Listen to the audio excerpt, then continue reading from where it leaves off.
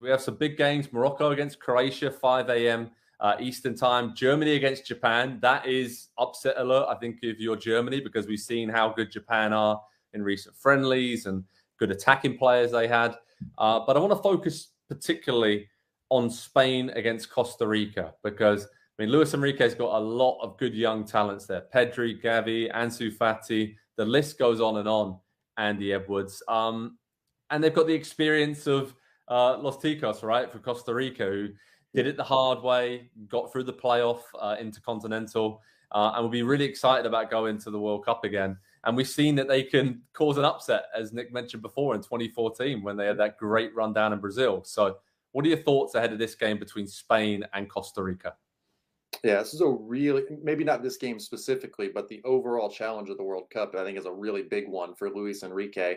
Spain has been kind of stuck a little bit, I think, in knowing what to do with generationally. Obviously, they won the 2008 Euros, 2010 World Cup, 2012 Euros as well, and since then they've really not done anything internationally. It felt like they were a little late to move on. It felt like they kind of missed a generation because they were late to move on, and so now they find themselves back at a World Cup, and they've got just 3 players with 60 caps or more in that team. So it is very young. It's very inexperienced. I think it also lacks a reliable goal scorer up top. Like, we have been down this road with Alvaro Morata how many times before? I'm not going to buy into it one more time. And so you can't tell me where the goals are going to come from. I don't really know where reliably the creative chances are going to come from. And so I have a lot of questions about the Spain team. And so I do think if you're looking for something to have a little bit of an upset that's really off the board, Costa Rica kind of primed, very defensively solid, very experienced, as you say, Joe, willing to fight for one another, with one another. I think this could be a lot closer than you look at the names and you might initially think.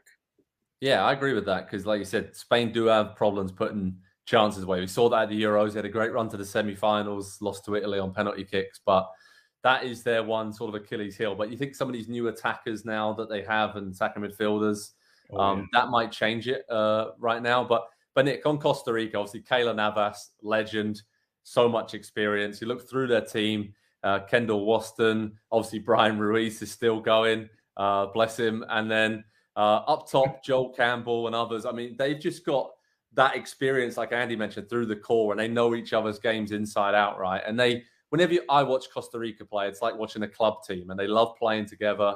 They just love the battle and the scrap. And yeah, I think they're going to cause a few upsets at this one. The group they're in is very tough, though, with Spain, Germany, and Japan. So they got their work cut out. But what do you think for Costa Rica from our beloved CONCACAF region?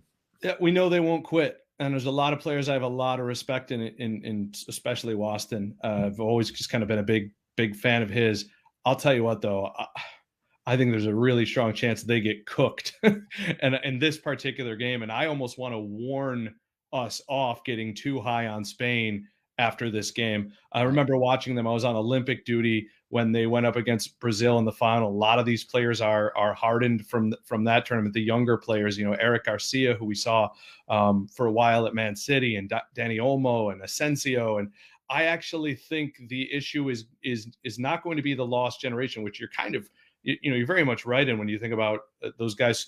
Not many people in that Rodri sort of 26-year-old age group, but this is the sort of game where guys are going to make their name, and then we're going to see them for 12 years, whether it's Pedri or Gavi, or there are some really exciting young players on Spain that could be paving the way for a decade and a half in the spotlight. Yeah, I mean, you just look at even guys like Nico Williams, Pino from Villarreal. I mean, these guys are 20 years old, and you've got teenagers like Pedri and Gavi. But then there's obviously a strong core there as well that Luis Enrique's really he's relied on them, but he's also moved on from a lot of players. If you look at the players who didn't make this squad, like Sergio Ramos, David De Gea, and yeah, I mean, Marcos Alonso as well is another one that they've relied on recently. A lot of experience has been lost, but I think that's quite good for Spain, and it kind of reminds me of the way that England and France and then maybe Germany a little bit have rebuilt over the last few years. They've made those tough decisions to move on from some of those legendary players. So yeah, it will be tough for Costa Rica. Excited to watch Spain, though, of all these great attacking talents. So that's going to be a really, really good game to keep our eye on. What we go in score prediction wise, I'm going to start off and go. It's going to be tight. I'm going to go 2-1 to Spain. Andy, going to come to you next.